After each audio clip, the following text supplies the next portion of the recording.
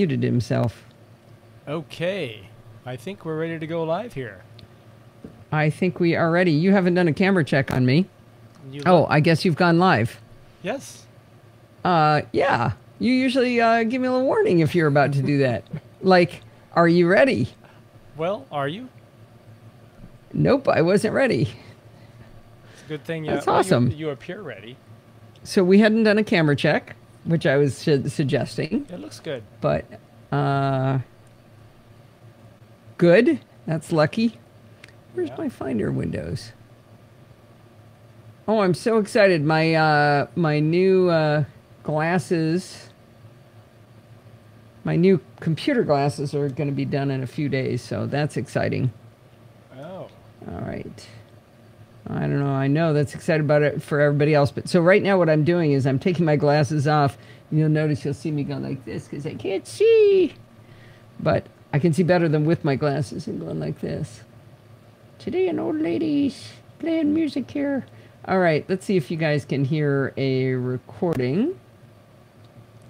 Let's do a little GarageBand jingles and a... What do you think? A NosillaCast intro would be good? How about that one? So I am super excited. David Roth sent me a copy of, what's his name? Vitici's newsletter, Mac Stories. I don't know if you guys, what is his first name? Hang on. Oh man, everything is so slow on my computer right now. It's really slow. What is his name? Oh, phooey. What is his name? You guys know who I mean. Federico Vitici, that's it. He did a review of Keep It by Steve Harris of Reinvented Software, and it is glowing, and he loves it. And that just makes me really happy because I think Steve's a good guy, and I want him to succeed. Has Steve seen it yet? I don't know. I sent it to him just in case he hadn't, but he probably has. Excellent. And you guys want to know a secret? Yes. It's a juicy secret. I don't know if it'll come to anything, but I asked him if he would pretty please write a new version of Clarify for us. One that works with the new... Yeah, a new application, but that would provide the functionality that we're losing with Clarify going away. Is that the 32 versus 64? 32-bit, yeah. Is my fan still in existence? My little one, my Vornado? Do you know where that is, Steve? Probably downstairs. I can get it. Oh, would you mind, honey? Sure. It is hot. I knew I shouldn't have gone for a walk. Yeah, no promises or anything, but he thought it was an interesting idea. And he said he's been looking for another app to write, and he wants something that's a little more focused. The problem with Keep It is it's everything. You know, it's audio, it's video, it's PDFs, it's writing notes, it's absolutely everything. And so everybody asks him to do everything. Like now he had to do Markdown because everybody loves Markdown. So he can't go, no, Markdown isn't in my design philosophy because there's no definition of what can be in Keep It because Keep It can do everything. So anyway, everything we love about it is what drives him crazy. I will be turning the AC on and off. I don't know. No, sorry. I can't decide whether I should have that open or closed. I opened the window because the wind is coming in. But it feels warmer. Does it? Okay. Hang on. I'm gonna do the fan too. Bear with us. It is freaking hot here. Oh my goodness. I'm sure you guys have seen it on the news, but it is out of control. 2 days ago was the hottest it's ever been at UCLA. It was, I think Steve told me it was 111 at UCLA. So we don't have whole house air conditioning. I have one in my room, but it's struggling to keep up. I got news for you. This cat is too hot. She can't move. Hey, I thought Tesla would want to be in here. Do you want to go in with Mom? See, I was going to do a test recording. This will not be a keeper because the AC is still running, but just to see if you guys can hear me. Hi, this is Allison Sheridan of the NosillaCast podcast, hosted at podfeet.com, and it is freaking hot here in Los Angeles. Okay. Let me back. Oh, there's Tessa. Okay, T-Dog. Oh, man, she's panting inside the house. Okay, that wasn't the test yet, though, Rick. Here, let's hear it again. Hi, this is Allison Sheridan of the NosillaCast podcast, hosted at podfeed.com. Okay, did you hear it the second time? I did. Steve's got a fan going. Can you hear that?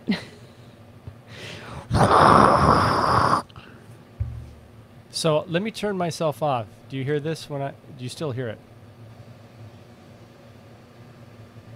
I'm still hearing it. Whoa. Why did So my that's microphone not me. just Is your air conditioner still going? Yeah, but why That's what it is. No, hang on. My mic is like rattling awful. What's going on? Oh, I think I keep it down lower. When I turn your audio off, it's that the background's coming from your mic. Oh, I know I'm adding to it. There's Okay. no question. But I thought I was hearing yours too. All right. There. Now it sounds fine because I have turned my mic input down. Still sounds funny though. Hi, this is Allison Sheridan. Yeah, no, it's better. All right. We haven't done roll call.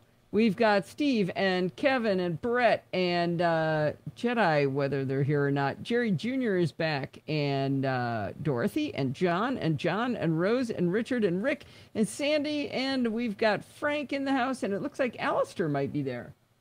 He's got 3 dots, so maybe he's typing. He is here. What's that? I think I saw. Yes, Zcarge is here.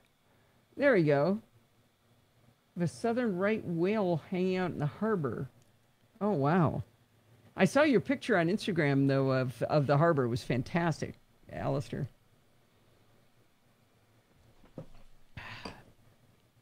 All right.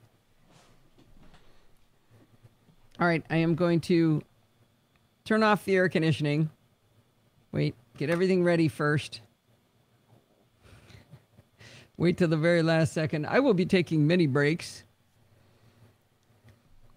If we could just train Tesla to do that. To turn the AC on and off? Yeah. Yeah. Well, I've got a remote.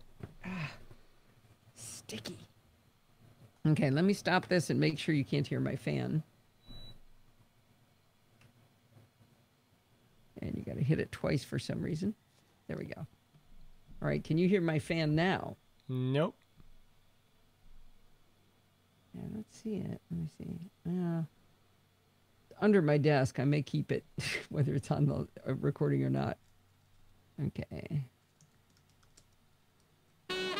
Hi, this is Allison Sheridan of the NosillaCast podcast, hosted at podfeed.com, a technology geek podcast with an ever so slight Apple bias. Today is Sunday, July 8th, 2018, and this is show number 687. Well, I got to tell you, it is hot out here in California. We are absolutely sweltering, and I know people say, oh, you should be in Phoenix. It's really hot there. But guess what? You people have air conditioning. We live by the beach, so it's not supposed to be hot like this. It's not supposed to need air conditioning. A couple of years ago, Steve got me an AC unit for our bedroom / my studio, and that's awesome, except I can't have it on while I'm making the recording. If you do hear a slight hum, that's because I'm just not going to turn off the little fan I have at my feet because I will just fall into a puddle.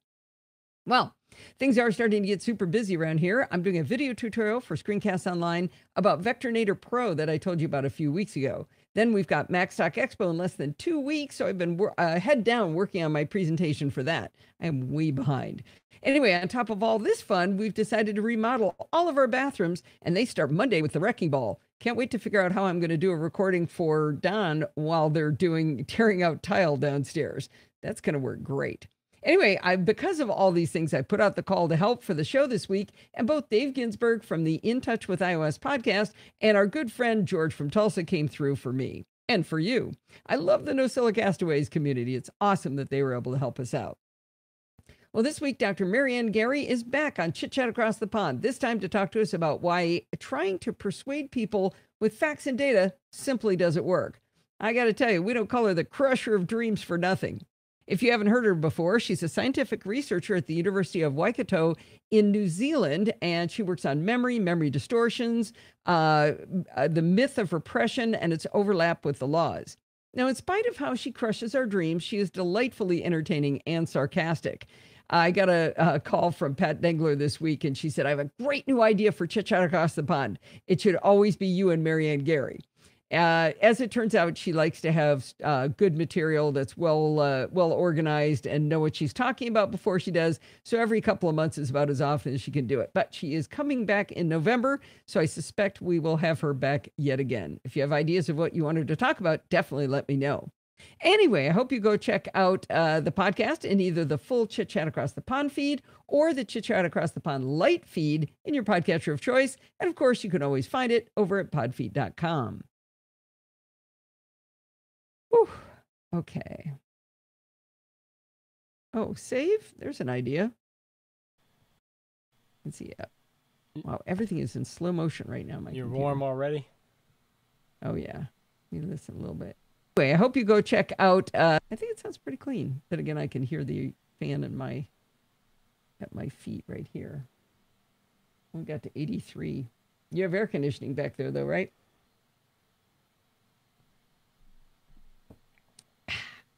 Okay. Chapter marker, because Steve demands it.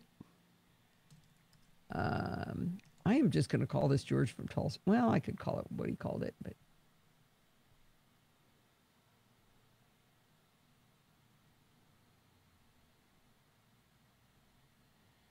Who ya gonna call? Seems I've heard that somewhere. Yeah. Ooh, and the show notes are out of order. You're out of order.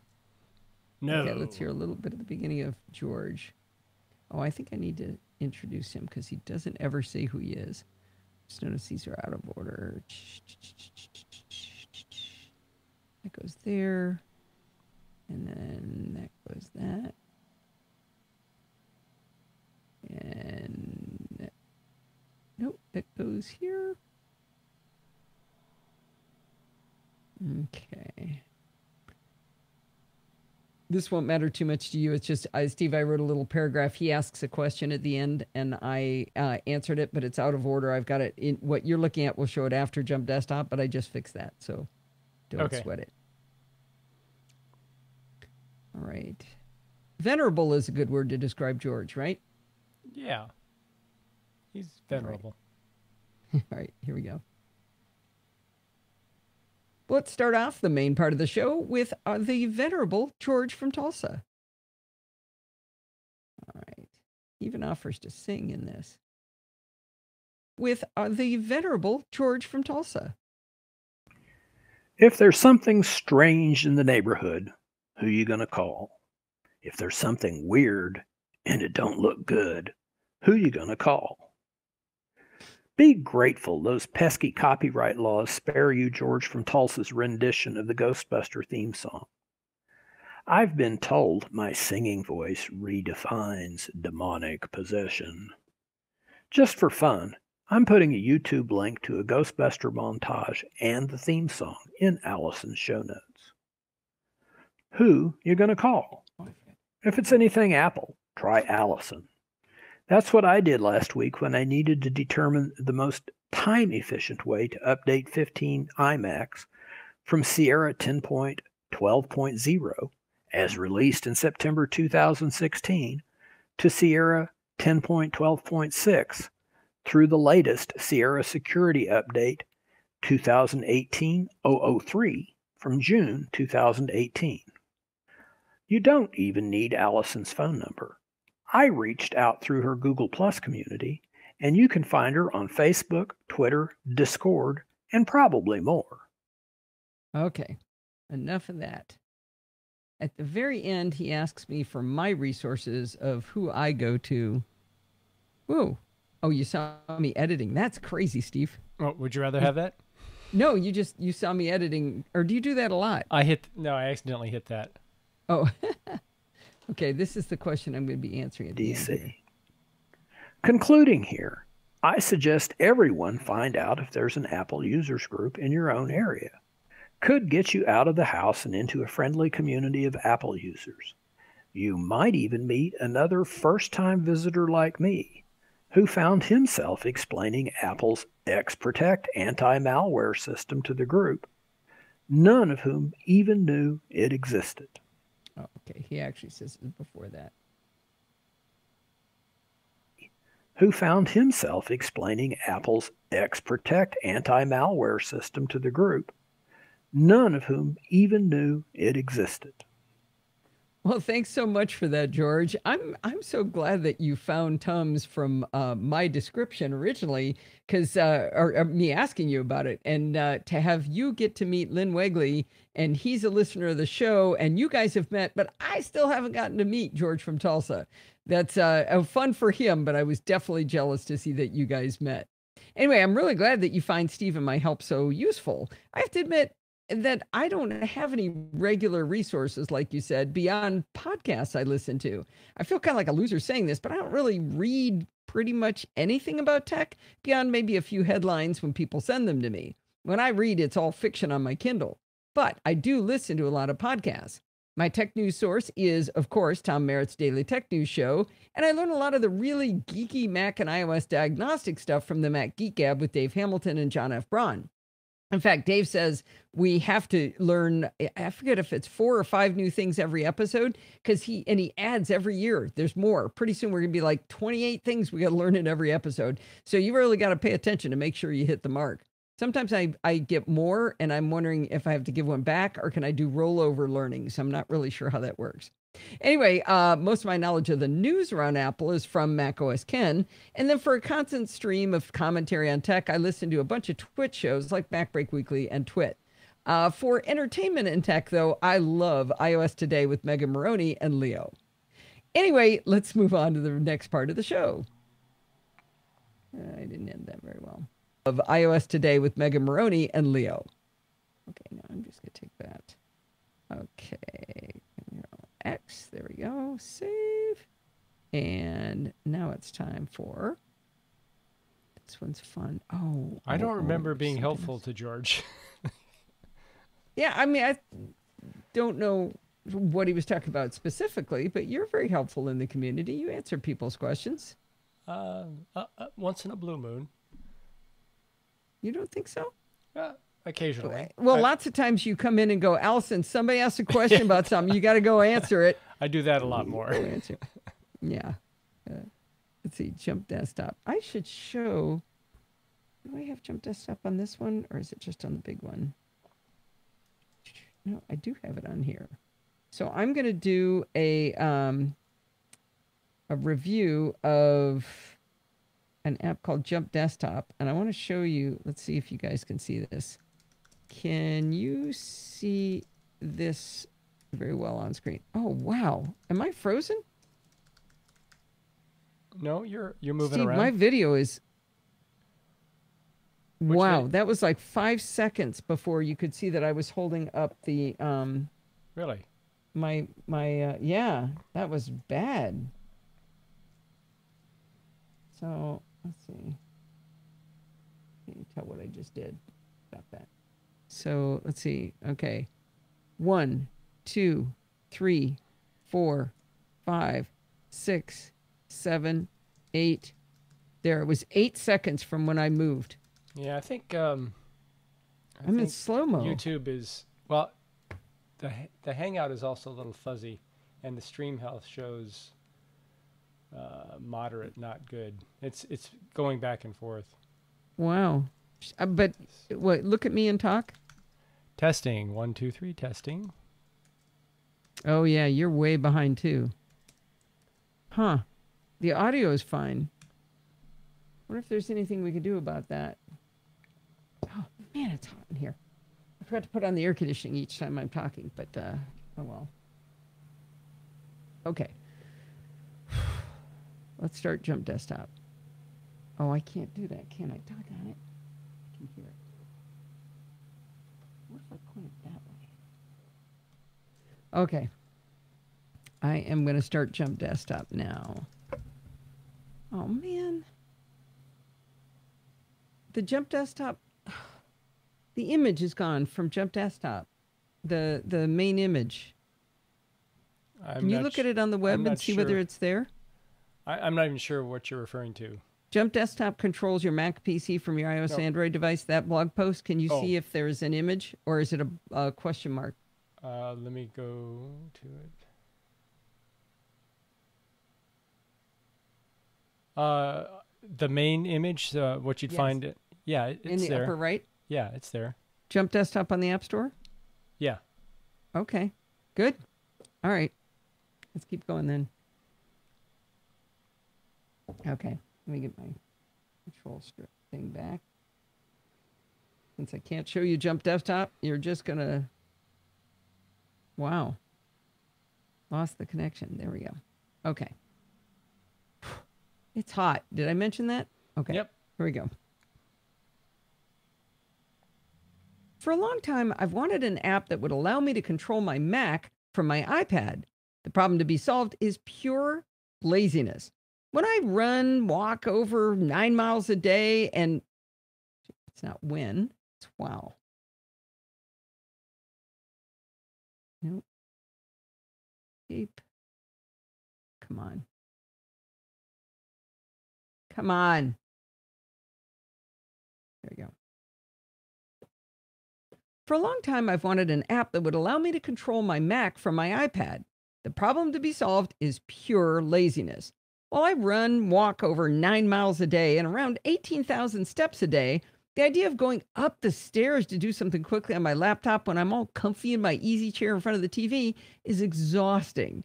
I don't know, maybe it's because I've walked 9 miles already, but I can't stand to do that. I'm like, oh man, I don't want to go upstairs to get it. So a lot of times I'll carry down my Mac and my 12.9-inch iPad Pro and my phone just in case I want to play with one of them. Well, anyway, I thought it would be slick to be able to have my 12.9-inch iPad Pro act like a Mac. I've heard Dave Hamilton of the Mac Geek Gab talk often about an application called Screens and how well that works for him.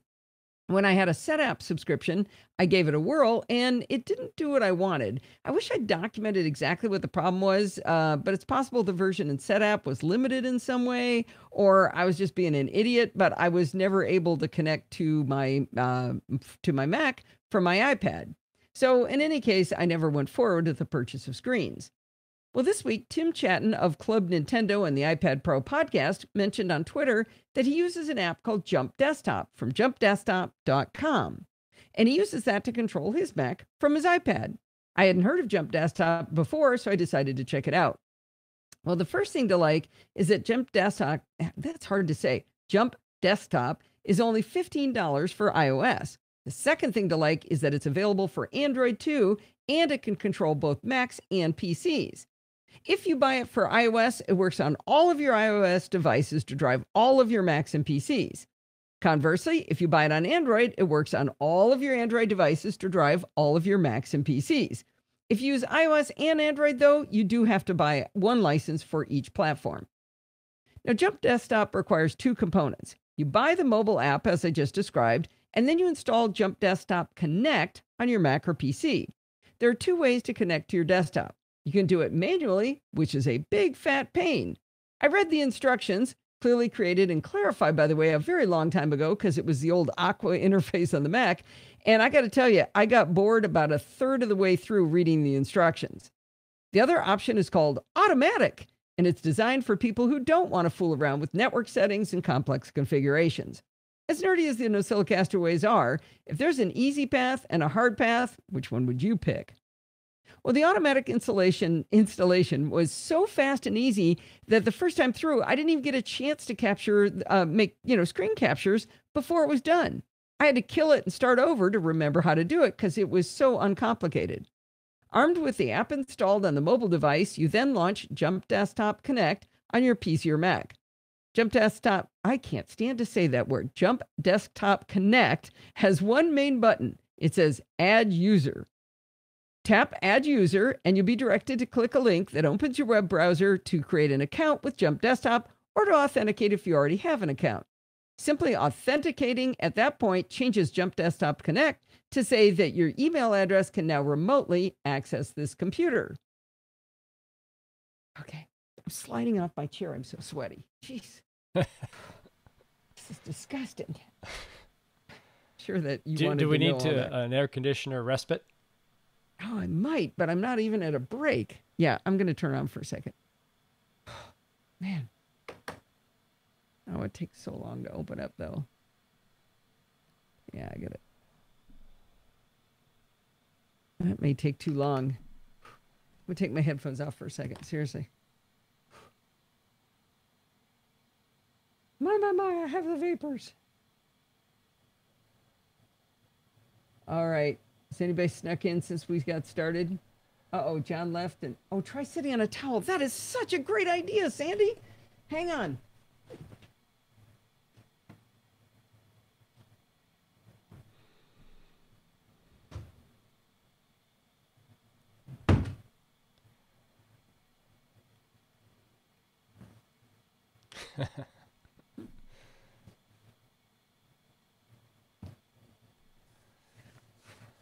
And that is why you have a live audience.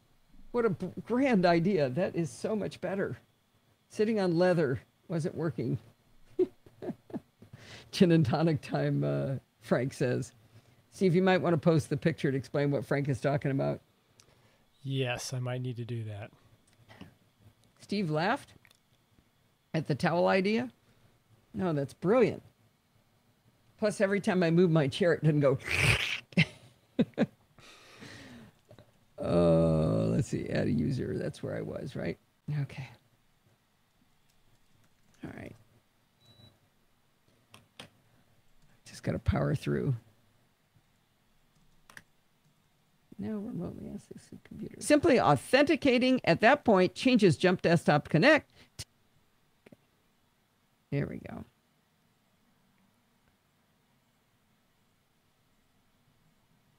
Back on the mobile device, in Jump Desktop, you'll now see a happy button with the name of your computer just begging to be selected. Tap it once, and in a few seconds, you'll be rewarded with this cool smoke coming out of a black background, and then you'll see your desktop screen. All right, maybe the smoke is cheesy, but I really liked it.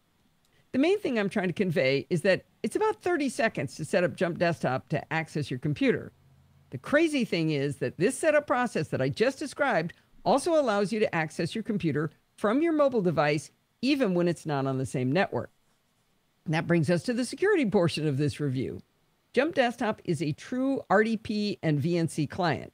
They say that they use SSH and TLS for secure transfer of data, which is all the right words. Now, when I was first reading their website, I noticed on their homepage they've referenced the deprecated SSL in one place, but the current standard of TLS on their FAQ page. Now, you remember Bart talking about, actually, I think he talked about it on the air. I know he talked to me about it at some point, is it bugs him when people say SSL when they mean TLS, because TLS is the new fancy, actually works, not cracked version of security, and SSL is the old deprecated one. So anyway, when I found this, I was kind of confused, so I tweeted to them, and in less than an hour, they wrote back, acknowledged the mistake, it really is TLS, and they fixed the website. I gotta say, that's pretty good response time.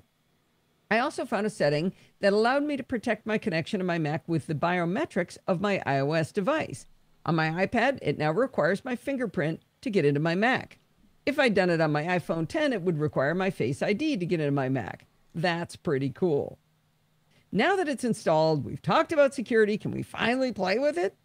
Well, the first thing I'd like to say is that it's really responsive, at least within my Wi-Fi network. The question you might be asking is how well can you actually drive a Mac with an iPad driven by your big fat finger? Jump Desktop has several solutions to the problem. If you tap at the top of the screen, there's a menu that will flip down with a little wrench icon, or spanner as my British friends like to say. In this menu, you have 5 different gesture profiles. Next to each gesture profile is a little eye that when tapped gives you instructions on how that gesture works. I don't want to go through every one of these gestures, but I'll explain the first one, which is called Standard. Hang on, let me turn Steve's audio off. Thank you. All right, I'll save while I'm there. Did I just say called Standard? I don't want to go through every one of these gestures, but I'll explain the first one, which is called Standard. Okay. I mentioned the big fat finger problem. How do you tap the tiny red dot that closes a window, for example? With the standard gesture, you get a little circle that follows your finger around, but the mouse cursor is actually above a bit from your finger. This allows you to see the cursor and move it very precisely without obscuring it with your big fat finger. Once in place, you can tap the little circle to click the mouse. As you might suspect, a double click is accomplished with a double tap of your finger. On the Mac, I already used a 2-finger tap to right-click on a trackpad, and this gesture is the same on Jump Desktop's standard gesture profile. You can also use a long tap to right-click, or on an iPhone, you can actually use 3D Touch. Now, left mouse drag is a little trickier for me. 2 quick taps and a drag without lifting after the first tap, and that lets you drag a window around. I suspect I'll get used to it, but it's a little clumsy. I tend to just kind of make a mess of things most of the time I try to do that one. Now, the one thing I haven't cracked the code on yet is how to select a section of text reliably. I can double tap a word and select, but I can't drag from there to get the rest of the words because it enables the drag the window around gesture we just described. Sometimes it works, but it doesn't get the front word of the word I started with. So it'll be like halfway through the word that I double tapped on. I got to keep practicing on that, I guess. You can use a 2-fingered scroll like on a trackpad.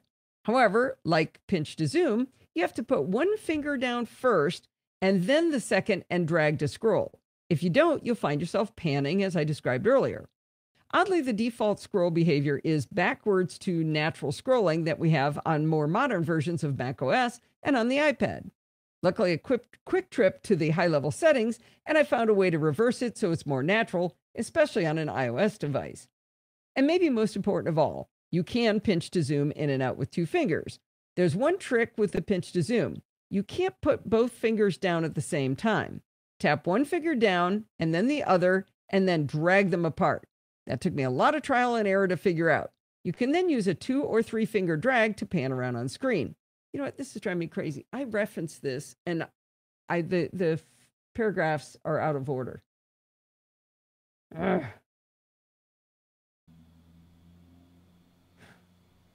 I'm surprised you didn't notice this, Steve, that I keep saying, like I said about pan to zoom. So where did I first say? Did I review this one? Maybe that's why not. I don't remember. Oh, no, I think I did. You find the first time I talk about pan. Okay, I have to do it before use 2-fingered scroll.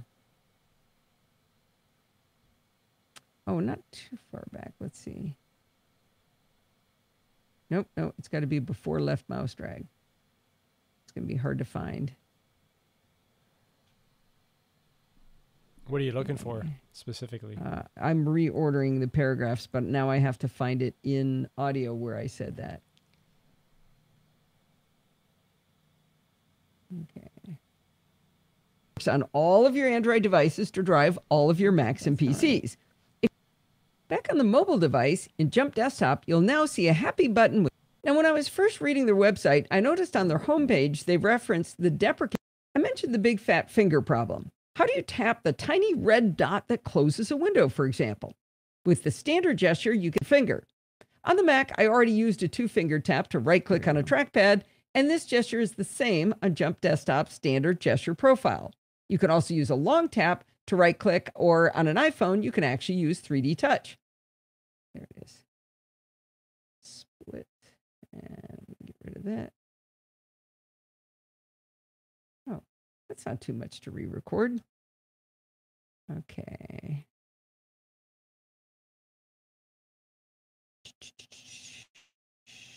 You can use 3D Touch. I don't know why I reworded those parts. There's probably some other reason something else isn't going to make sense. Okay, here we go. And maybe most important of all, you can pinch to zoom in and out with 2 fingers. There's one trick with the pinch to zoom. You can't put both fingers down at the same time. You tap 1 finger down and then the other and then drag them apart. This took me a lot of trial and error to figure out. You can then use a 2 or 3 finger drag to pan around on screen. Pinch to zoom is pretty darn important. I mean, heck, with a 12.9-inch iPad Pro and a 27-inch monitor, it's still really important. I can imagine doing it on an iPhone, it'd be crazy. You would really have to do a lot of pinching and zooming and panning. Now, left mouse drag is a little trickier for me. 2 quick taps and a drag without lifting after the first tap, and you can drag a window around. I'm sure I could get used to that. But the one thing I haven't cracked the code on yet is how to reliably select a section of text. I can double tap a word to select it, But I can't drag from there to drag to the rest of the words because that enables that drag the window around gesture that I just described. Sometimes it does work, but it doesn't get the front of the word I started with. I don't know. I'll have to keep practicing on that. Maybe there's a trick to that. If anybody else knows the trick, that would be good to know. Now, you can use a two-fingered scroll like on a trackpad. However, like pinch to zoom, you have to put down one finger first and then the second and then drag to scroll. If you don't, you're going to find yourself panning as described earlier. Oddly, the default scroll behavior is backward to normal scrolling that we have on more modern versions of macOS and on the iPad. Luckily, a quick trip to the high-level settings and I found a way to reverse it so it's more natural, especially on an iOS device. Now, one of the things I worried about with a remote desktop connection to my Mac was how it would deal with my multiple monitors. I shouldn't have fretted a bit with Jump Desktop. In order to explain how it works, I want to talk about keyboards first. I know that's counterintuitive, but bear with me. If you're going to use your iPad like a Mac, you really need a keyboard. There's a button in the upper left and one in the bottom right. Sometimes there's one in the bottom left. I don't know. They're all over the place. You can't miss the keyboard button. Anyway, that will bring up an on-screen keyboard. Above the standard row of keys is a row of new keys that you can slide from right to left. Depending on where you stop scrolling this row of keys, you'll see an entirely different new set of keys giving different functionality. I think there's actually 3 full rows or screens of this row sliding by, if that makes any sense. So let's start with something easy. One set of these keys is the function keys. Another set is for the keys you might see to the right on an extended keyboard. You've got things like arrow keys, page up, down, home, end, and delete. It's also got escape and tab along with shift, control, option, and command. The last set of keys you get to is where things get really interesting. One key shows a display with an arrowed circle on it. If you tap that key, the iPad screen will instantly switch between all of the displays on your Mac. And I really do mean instantly. I've got my internal laptop monitor and 2 displays attached, and it's really nice to be able to just go tap, tap, tap between them with this key. And I've got the word off where it should be of. Okay. I got to remember to push this back up to the blog. All right. I wish I could show you this. It's really fun. So David asks a question. Jump Desktop doesn't seem to include support for controlling Linux computers. Is that true? I did not see anything about that. Yeah, because it would require them to write a Jump Desktop app, Jump Desktop Connect app. For Linux? Yes, yeah, for Linux. And I did not see that. I don't know that that's not true. Hey, where's TJ? I haven't seen him. 2 weeks till we meet TJ. Yeah. Is there a siren coming for you, Steve? Yeah, there is. I'll make sure I mute before you record. It's really sad how far behind the video is. Yeah, I'm seeing it here too. Is anybody I wonder, is anybody watching the video, is our voice in sync with our lips on the video? No. Oh, really? No, Yeah. no. I know on Mimo it isn't, but I'm talking about on YouTube. Well, I think what I see on Mimo is what gets transmitted to YouTube. So if the problem is occurring but here, I know that Mimo is out of sync. I'm asking, can anybody verify? Okay, not in sync. Is it out of sync by like 8 seconds? Like, I'm going to hold my hand up with 5 fingers, and I'm going to count. 1, 2, 3, 4, 5, 6, 7, 8, 9, 10, 11, 12. It was 12 seconds in between. what do you held up 5 fingers when you started saying what? When I said 1. Oh. And I got to 12. Are you laughing because I held up 5 fingers Yeah, for 12? I couldn't quite. Well, I do didn't the want to time go 1, 2, 3, 4, 5, 6, 7, you know. I'm seeing about 4 I'd to have to get 5 to seconds 12. on Mimo Live. Okay, Rick C says, and Rose both say 4 seconds. Sandy says 4 seconds. Wow, it must be 4 seconds. Well, that's 8 seconds better than what I'm seeing here. Oh, you know what? Oh, that time it was much faster. Hello? Do that. Yeah. Yeah, it was a lot faster then. Oh, well. I am not going to stress about it. So Dave Bender, also known as the Bean, has 3 Linux machines that remote control from my phone or tablet. What app do you use, Dave? I see fingers. I see 4 lights. Okay. And it's really nice to be able to just go. Okay. Don't let me forget to post this one when I'm done. Okay. All right. Have you done a save recently? I have. Thank you. Good. There's a copy icon and a clipboard icon that save you having to right-click, 2-finger tap to copy and then paste. There's a little key icon with an arrow going up, and its job is to type in passwords. I'm not sure when I'd use it, but it is kind of interesting. Now, still going along, we've got 2 icons to flip right and left, which flips you between spaces, which is pretty cool. If you're a Spaces user, you can go boom, boom, boom, go back and forth. Pretty cool. There's a magnifying glass to pop up Spotlight, so you don't have to figure out how to do a command space. You've got an icon to enable mission control, so you can see all your windows, and a full screen button. Now, that one is really useful, since even with the nice gesture profile, it's still kind of hard to tap that tiny green button to go full screen. The last 2 icons look like they'd zoom in and out, but at least with the standard profile, they didn't seem to do anything at all. Now, there are a few other keys highlighted in blue that give you big on-screen panels of buttons all at once. I'm not going to drudge you through describing each one of these, but they're useful combinations of keys you might want to have up at the same time. The last point I wanted to make about this set of scrolling keys is that if you have a keyboard attached to your Mac, you can have just these keys showing. You know what? Good grief. I don't think it's a keyboard to your Mac. It's a keyboard connected to your iPad.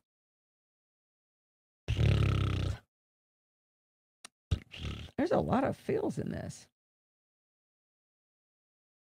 That's funny. What? Seeing your Raspberry come out later than the actual sound.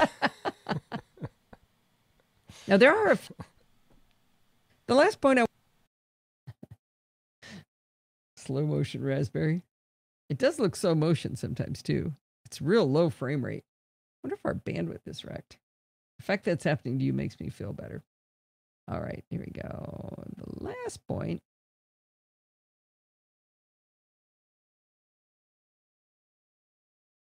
The last point I wanted to make about this set of scrolling keys is that if you have a keyboard attached to your iPad, you can have just this tiny row of keys showing and not the entire on-screen keyboard. That's really handy because the on-screen keyboard takes up, it's pretty close to maybe 40% of the screen is covered up with that on-screen keyboard. So having a secondary keyboard, a real physical keyboard attached is really, really good. And, it kind of gives you the best of both worlds because you get the keyboard and you get that row of keys. It's a combination I've never seen done that way. It's pretty cool. Now, there's so much to discover in Jump Desktop. I could spend a lot of time in settings alone, but I'll try to hit just the high points. If you're wondering if Jump Desktop can do something, it's really worth spending some quality time in settings. Every single setting has an explanation underneath, and I didn't have to work very hard to figure out how everything worked. They've got a few appearance options that change how the new connection starts up. For example, you can change whether it opens Zoom partway in to fill the screen or to be full screen. Each time you connect to a new computer, it gets saved on the main page. You can choose in settings to have the list synced through iCloud. So that's kind of cool. I tested it out. I found my computer on my second iPad as soon as I opened Jump Desktop for the first time after installation. They've got some advanced keyboard settings like numlock when connecting to an RDP server. I don't know why you would need that, but it's in there. If you like to use the keyboard shortcuts available on the iPad when working on the Mac, make sure you keep the macro switch turned on. For some reason, they let you switch the right and left Alt keys. I'm thinking that must be a Windows thing. I don't know why you would care about that on a Mac. When Tim Chatton tweeted about using Jump Desktop, he mentioned that he uses a mouse on his iPad to control his Mac. In settings, you'll find mouse and gestures, which is where you can connect to a physical mouse. You can't use just any old mouse, though, on your iPad. They have a list of supported mice, and it's a total of 2 mice. There's the Swift Point GT, which is $100 after the $50 coupon that you can get through Jump Desktop. Yikes. Anyway, there's also the Citrix X1 mouse, which is much more reasonably priced at $60. The GT does look pretty interesting, though. It's a strange little design for ergonomics that they say is like holding a pen. I put a picture of it in the show notes. It's this weird little blob that you hold in your hand. I don't know. Looks really cool. But $100 for a mouse? That's a lot. Says the woman who paid $100 for her Apple Pencil. But anyway, in the same mouse and gesture section of settings, you can change your pointer speed, reverse scroll direction, as I mentioned, so you'll get natural scrolling, and change some settings for that pricey SwiftPoint mouse. If you plan on using Jump Desktop on your iPhone, you can turn on or disable 3D Touch. They've got a setting for haptic feedback, and it's turned on by default. Underneath that, it says it's for a right mouse click and available on devices with Taptic Engine. Now, I know the Mac trackpad has haptic feedback, and so does the Apple Watch, but I don't think the iPad does, so I don't know what that would do. Couldn't feel anything in any case. I did notice that a right mouse click puts a cool blue circle emanating from your finger. Not sure why, but I really like that. There are a few security settings of note. You can prevent your iPad from sleeping or locking while connected to a computer. They put it under security because you probably want to disable that function if you're in an office environment where you may walk away from your mobile device. You can have Jump Desktop auto reconnect to the last computer you used as well, but in my experience, that didn't actually work. I mentioned earlier that you can lock Jump Desktop so that it requires your biometrics or passcode, and that's also set up in settings. You can even lock the settings themselves with an administrative password. If you share your iOS device, I would turn that on for sure. I have to say, I'm enjoying the heck out of Jump Desktop, and I'm sure I'll be using it a lot. As I was working on this review, I had my 12.9-inch iPad Pro on my desk, connected to my Mac, and zoomed in on Mars Edit as I was writing. I found it was actually a much more comfortable place for me to read along with my own typing than looking up at my computer monitors. I know that's a weird use case, but I liked it. Check out Jump Desktop from jumpdesktop.com if you're looking for a really easy way to connect into your Mac or PC from your iOS or Android device. If you're interested in controlling one computer from another, not just from a mobile device, Jump Desktop has separate apps for that as well. They cost a little bit more, but that might give you some more flexibility that you're looking for. Wow. Why did I just hear Steve all of a sudden while I was still recording? I think I turned myself on a little early. I heard your chair. Creaky chair. So, they cost a little bit more, but that might give you some more flexibility that you... Wait, what I wanted to say. Hang on. Yeah, good enough. What's that? You do a save? I did do a save, but more importantly, I need to publish that to the blog, and I bet it's going to wreck the image. So if you could double check to make sure that image is still there. Okay. I have a feeling this edited version screwed something up. Let me refresh. It's not there yet. Lately, sending to the blog seems to take a long time. There we go. That did a number on the image. It's gone. I will fix that after the show. Okay.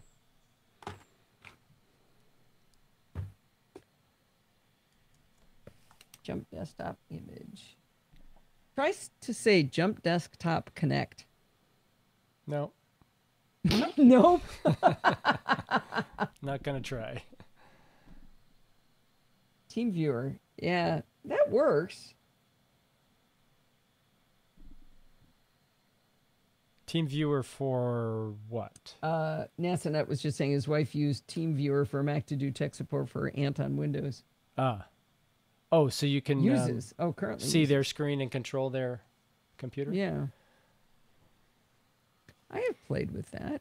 You know, it works pretty well, although what is just messages. Oh, you like using messages. Yeah, this was to a Windows. Yeah, and that's, you need somebody at the other end. Yeah. Oh, this is something that allows you to control it without them being there. Yeah, and what I'm talking about allows me to do it without them being there. Got it. Okay, time for an ad. Muting Steve.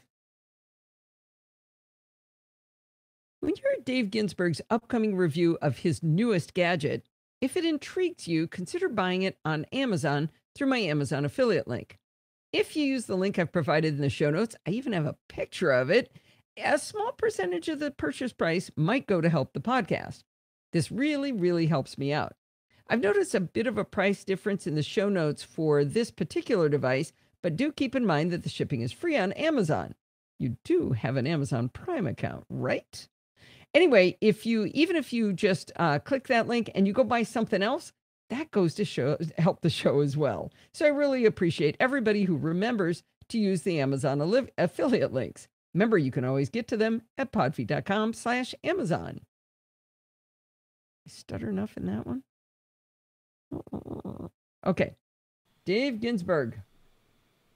So no blog post here? No, he did not write anything. So we'll drop Dave in there. Well, this is going to be good. Dave's got a great voice. I keep forgetting that he started a podcast. I need to listen to it. It's I wrote it in the show notes. It is the In Touch with iOS podcast. And I think he might do it with Melissa Davis. Yes, that's what I recall. Let's see how that connection works. Remember, you can always get to them at podfeed.com/Amazon. Hello, this is Dave Ginsburg from the In Touch with iOS. Yeah, it's a little long. Let's see. Are you angry typing with that keyboard? Whoops. Let me mute myself. No, here. it's okay. I'm not recording yet. You can stay unmuted. I can stay angry. .com/Amazon. Hello, this is Dave Ginsburg from the In Touch with iOS.com podcast. And today I thought I'd do... Oh, I still need a chapter marker for crying out loud, Steve. What are you thinking? That you do. I think Kevin reminded you too. Did he? Mm-hmm. I don't listen to him, though. Let's see.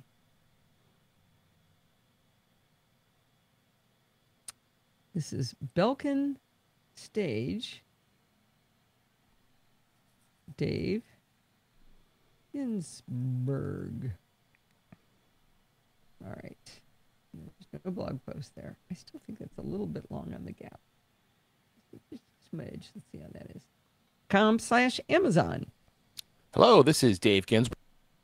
I forgot Dave's in the house. I've been saying all this nice stuff and he's listening. Oh, I did not mean that. Now you got to say bad stuff. Shoot. I do not like saying nice people stuff in front of people's faces, only behind their backs. /Amazon. Hello, this is Dave Ginsburg from the In Touch with iOS.com podcast. And today I thought I'd do a review of the Belkin Portable Tablet Stage. MacStock's about 2 weeks away, and I was trying to come up with a way to have a device that would actually put my iPad in a position so it's so much easier for me to do demonstrations. Specifically, I like to have a stand so I can put my Apple Watch under it and be able to make it real easy to demonstrate, because that can be a challenge when you're using just a basic camera instead of using your iPad in its place. Well, this stage is really awesome. It's actually very portable. It's more aimed towards the education market, but you know what? I am educating you at MacStock and then on other places I do things. So the great thing about it is the tablet stand actually goes into different positions. So when you unfold it, it actually folds out and has a base at the bottom. So you actually could put a book or any other type of item under it and use the camera on your iPad to be able to do that. You could use iPhone as well if you wanted to. The stand itself that holds the iPad actually folds out in a position where you can go all the way flat facing up to the top, so you can actually be standing and down and looking at it, or you can put it in a couple different other positions, but as well as be able to put it into a position like let's say you want to have a stand to be able to watch a movie as well. So, or as well as collaborating, whatever you'd like to do with it. So it's real durable. It's got a plastic base, plastic top piece to it, and then the arms are metal, so it is very solid and it's very stable, which I was very impressed with as far as that goes. And the good thing is you can adjust it to the most ergonomic angle, as I mentioned, so it makes it real easy to put it in a position that you'd like. Other great thing about it is, and that's ideal, is if I ever am traveling, it's perfect for travel. It folds very flat, goes into position, so it can go right into your backpack, very easy to travel with, and makes it super easy to transport, so I'm pretty pleased with that as well. The other thing it also does is that Belkin did design a specific application called this Belkin Stage, and it also allows you to be able to collaborate that way, where it actually has an app that actually lets the camera point down to the device, the item that you're working on or whatever it is, but it also allows you to use it as a whiteboard. You can do hands-on, you can actually annotate, you can circle things, you can put photos into the stage. Of course, you're going to be beaming this out onto the onto via at least AirPlay or even projector, and it would make it a lot easier to be able to present as far as that goes. So it's a great little device. I was very impressed with it, and I want to get ready for MacStock. So and I'm going to be able to use this stand, whether I do use this during the deeper dive session, which I'm going to be doing, as well as during my presentation. So a lot of great information is on their website. I'm going to provide links to both the application as well as the device. Again, my name is Dave Ginsburg from the IntouchWithIOS.com podcast, and I appreciate. I think I might fix that for you there, Dave. Let's see if I can do that. Again, my name is Dave Ginsburg from the IntouchWithIOS.com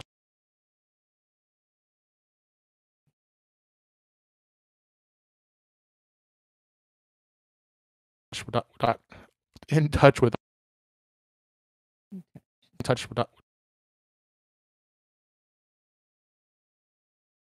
No. See if I got it. No. It's harder than it looks. See why you didn't fix it. Okay, why is it? Let's see if I may not have gotten that. Let's see if that works. My Mac is really slow right now. It is really hammered. in touch with iOS. Oh, Touch in. hang on. Well, you did say the entire word in touch. Say that again. Ginsburg from the in touch with iOS. From the right there. I think you say in touch 3 times. That might be why I can get it. Try it again. Ginsburg in touch with iOS. Nope, that was from from there. I see why you didn't fix this. Oh, there. There. Nope.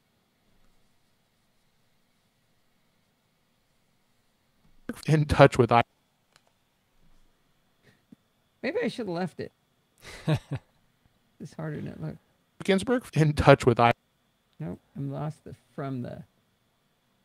Maybe it's right there. There. That's my last shot. It's easier on ScreenFlow because it actually will play it as you're selecting it. Ginsburg in touch with I. Where'd the from the From the in. Okay. I think I've made it worse. I'm gonna back it up. Ginsburg from the in touch. Oh, I can get rid of one of those. That's what I'll do. I've zoomed out so far I can't see what the heck's going on. Is this fun to watch? Okay. Just trying to help my buddy Dave. I'm not the only one who mispronounces the name of my own podcast. Okay. Now, I'm telling you, things are scrolling. You see how slow this is scrolling? Did you reboot your computer before you recorded tonight? No, I never do that. Why would I do that? I'm just wondering if you got some process. Have you looked at your processes? Yeah. I'll tell you what chews up most of it is it's being on air. It is, God, it's slow. This is really struggling. We may lose me at any moment. Come on. Google Chrome, 300%. Windows Server, 100%. Core Audio, 84%. So that's 400%. All right, let me hear the How many cores do you have? 4. From the in touch with iOS.com podcast, and I appreciate you listening. Okay. I'm going to fix that a little bit too. I know I don't have to do this, but now that I started. Sausage mode has kicked in. Sorry, it's not my fault. Touch with iOS.com podcast, and I appreciate you listening. Okay. He just once he lost that, he got off his game. But now here it is now. It's still got the little bit of a mess up, but not as bad. Device. Again, my name is Dave Ginsburg from the in touch with iOS.com podcast, and I appreciate you listening. There we go. All right. Just a little tiny flub instead of a triple flub. There we go. Whew. Works for me. Good. You still have another blog post, don't you? Oh, it's 5:59, isn't it? Yep. Well, what could I do? What is it? Well, it's already I got to thank Dave, and then I got the virtual machine. All right. I know I'm keeping you guys after class if you guys feel like it. If you don't need to stay, that's okay. You have to pay her now, Frank says. Okay, here we go. Well, hey, Dave. Hell, Dave. That's not what I meant to say. Well, hell, Dave, I spent all the time editing your audio. Oh, here we go. Well, hey, Dave, thanks a lot for that. That was really, really cool. This looks pretty interesting. I really recommend you guys go over to the Belkin link in the show notes because they show a couple of ways it's being used. It is a hard thing to describe, but it is pretty cool. The other thing I wanted to point out is the Belkin Stage app that really makes it cool, that makes it into a whiteboard, is also available for Android, not just for the Mac. So I put a link into that in the show notes. Okay, now I got to change that. Shrink that. Okay, save. Do a save, yeah. And maybe, yeah, I think I should save extra lot. What do you think? Not a bad idea. Because it's not, I don't know why it's worse than usual. I was in my other account running, running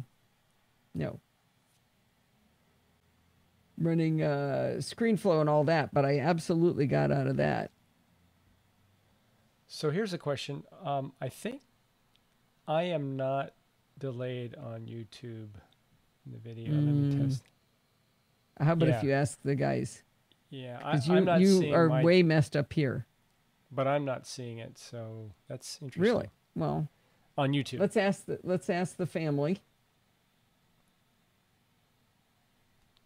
Okay. Wow. Okay. Okay. Virtual machine and why I'm an idiot. Only a 30-minute show so far. What took me so long? I think I played around with getting towels and stuff. Yeah. Wow. So I'm in sync. Really? Okay, guys, I understand. You can get going. You know what? Maybe I should stop. Well, we could stop the live broadcast. That would certainly speed me up, but some people might want to stay. I'll keep going. Yeah. Finish it off. All right, here we go.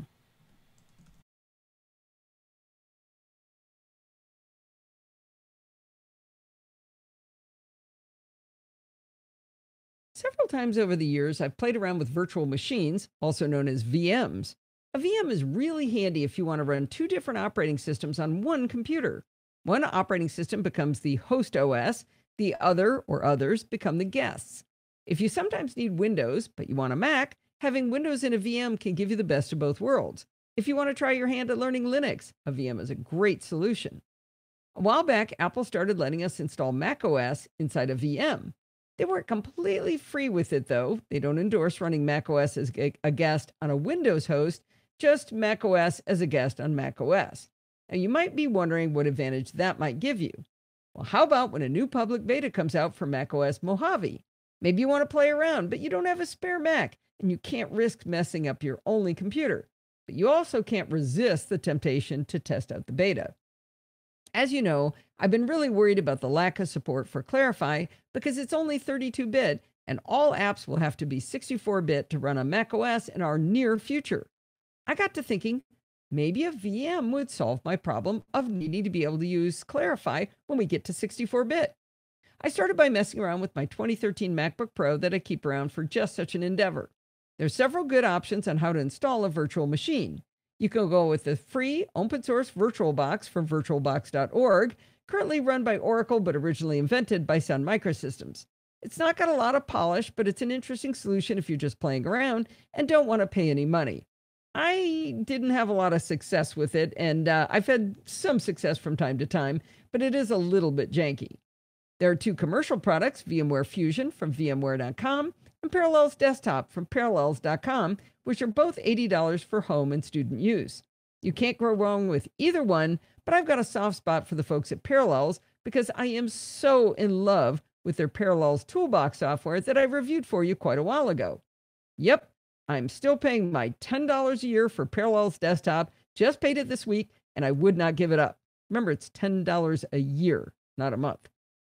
All right, so I followed the usual instructions to make a bootable installer of High Sierra that you can find just about anywhere online, the instructions, that is. I installed VirtualBox, and it wouldn't recognize the bootable installer. I, of course, started pestering my research assistant, Stephen Getz, and he said it had to be an ISO, not a DMG, which is what I had. Now, remember the fascinating discussion we had about the different types of archive compression and encryption, including ISO and DMG? You could refer back to that if you want to know the difference. Well, instead of listening to Stephen Getz, I decided to download and install a free trial of Parallels Desktop. Guess what?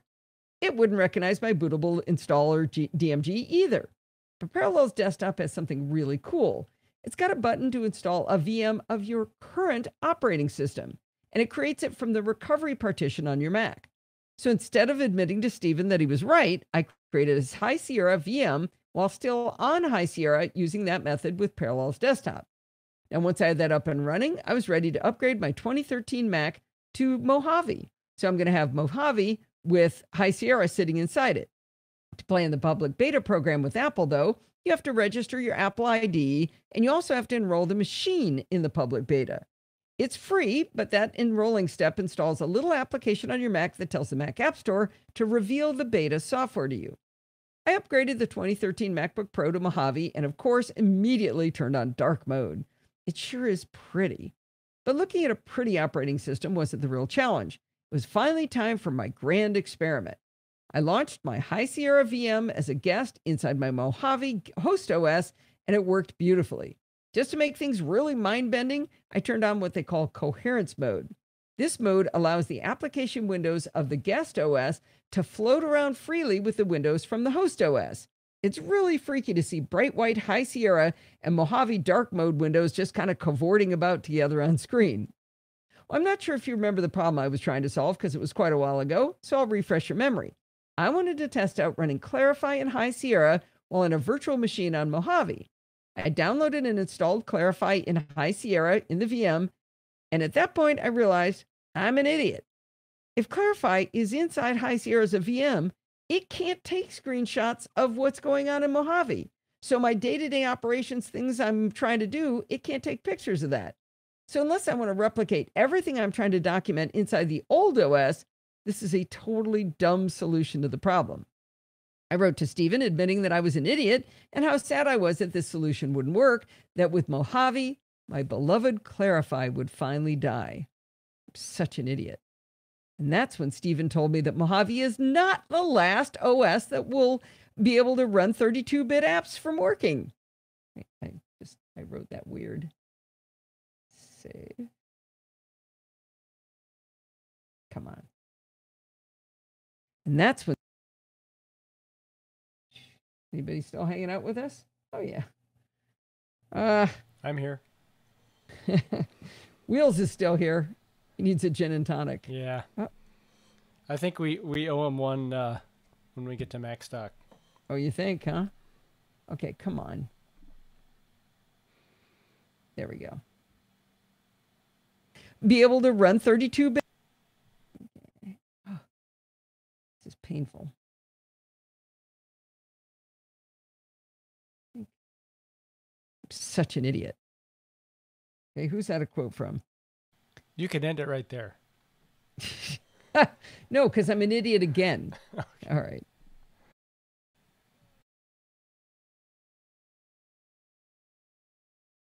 What the heck?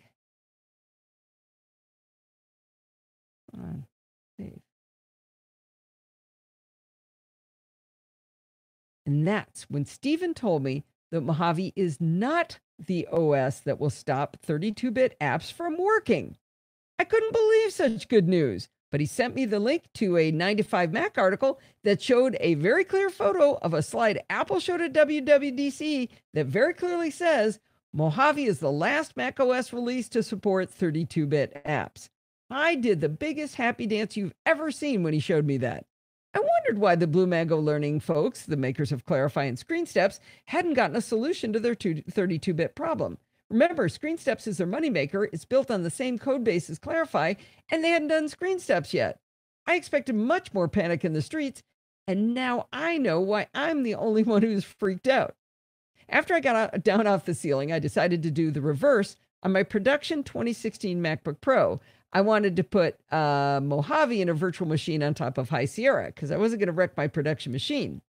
First, I had to enroll this Mac in the beta program, just like I did with the 2013.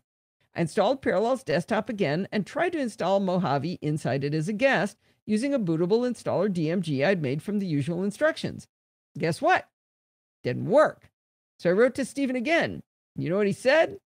He said it's looking for an ISO, not a DMG. Okay, fine. Stephen was right. He found me some really fun terminal commands, though, that would take the installer app that downloads from the Mac App Store for Mojave and turns it into an ISO. The instructions are over at tylermade.net, and the full link is in the show notes.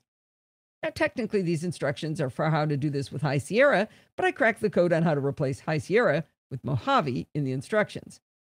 Now, would you believe that Stephen was completely right? Once I had the ISO made, both VirtualBox and Parallels Desktop recognized the ISO. Man, you know, he really should have told me this sooner, don't you think? Well, anyway, in Parallels Desktop, it did one better. As soon as it got to the part where you choose an OS, it saw my ISO and offered to install it. The cool part was I was chatting with Stephen while installing a beta OS into a virtual machine on my laptop tethered to my cell phone while Steve and I were driving down the highway back from Lindsay's house. Gotta tell you, we live in such cool times. One more thing happened after this. I realized that I've done a little bit of a dangerous thing. I've enrolled my production Mac in the beta program. So now when I go to the Mac App Store right now, it wants to give me a beta version of High Sierra. So I think I need to delete that installer or that little profile file that's in on my Mac now. I need to get rid of that because this Mac doesn't really need to be enrolled. It's really the virtual machine that's enrolled. And inside my virtual machine, it is doing the same kind of things. So I need to unenroll this Mac, or I might accidentally end up in a beta that I don't mean to be in. So anyway, it was a lot of fun, and I hate to admit that Stephen was right, but he made me so happy when I found out I was an idiot that Clarify is not dying this year. Might be another full year before we have to worry about it. I am so happy. Okay. So I just realized something. What? My Wi-Fi is still on. Yeah, it should So I'm looking at network preferences. Ethernet is on the top. I assume it will choose Ethernet over Wi-Fi, but yeah, I keep Wi-Fi on. It usually, I think it does Ethernet first if it's on top. I think you're okay. All right. I'm going to close it out, Steve. Here we go. take it home, Podfeet. Well, that's going to wind us up for this week. Do not forget to send in your dumb questions, comments, and suggestions by emailing me at Allison@Podfeet. Take that again. Oh, I forgot to tell people there will not be a live show during MacStock. Well, that's going to wind us up for this week. Do not forget to send in your dumb questions, comments, and suggestions by emailing me at Allison@Podfeet.com. If you want to follow me on Twitter, you should check me out on @Podfeet. On @Podfeet? @Podfeet. If you want to follow Steve, like George says he's super helpful, follow him at SP Sheridan. Now remember, everything good starts with Podfeet.com. If you want to become a Patreon, go to Podfeet.com/Patreon. Want to join the Facebook group? Podfeet.com/Facebook. Want to join Google Plus? Podfeet.com/Google Plus. This is getting easy. Seeing the pattern here yet? If you want to chat in Discord, Podfeet.com/chat. If you want to find those Amazon affiliate links, where do you go? Podfeet.com/Amazon. And if you want to join in the fun of the live show, head on over to Podfeet.com/live on Sunday nights at 5 p.m. Pacific time. Next week we will be here, but not the following week because it will be during MacStock. But anyway, if you want to do that on Sunday nights at 5 p.m. Pacific time, you can come in and join the friendly and enthusiastic NosillaCastaways. Thanks for listening and stay subscribed. And that's all right. a wrap. That is a wrap. I'm going to throw in an outro and I am done. Put a fork in me. You okay, Tesla? Oh, she's All right, my blue lights Mom, are still on. You want me to go turn on your air? I guess you have a remote. Oh, yeah, I should do that. Actually, it's not too bad in here now. I will still It's turn getting it on. better though. outside. Let me Is that check what's the going on? weather station. It's down to 82. 82. A balmy 82. Pretty nice. So what was our high yesterday? Oh, yesterday, let me check that. That you're hearing the sound now.